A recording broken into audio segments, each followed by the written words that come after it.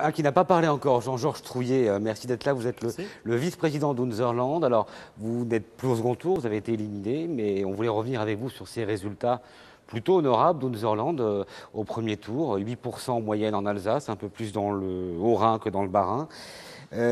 Qu'est-ce que vous allez faire de ces scores ?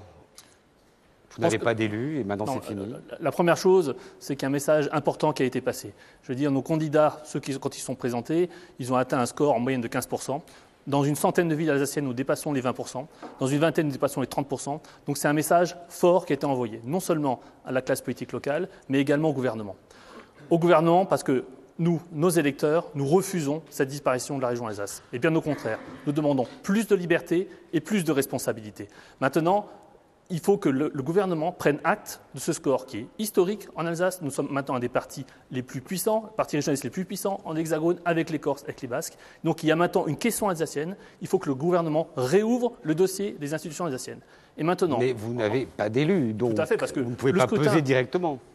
Le scrutin, évidemment, à deux tours est profondément injuste puisque nous représentons maintenant plus de 10%. Nous sommes plus puissants en termes de candidats et en termes de voix obtenues que le Parti socialiste. Effectivement, nous n'avons pas d'élus parce que de toute façon, le système est fait pour favoriser les notables. Néanmoins, l'UMP aujourd'hui a une responsabilité qui est importante. L'UMP tient aujourd'hui la région et les deux départements.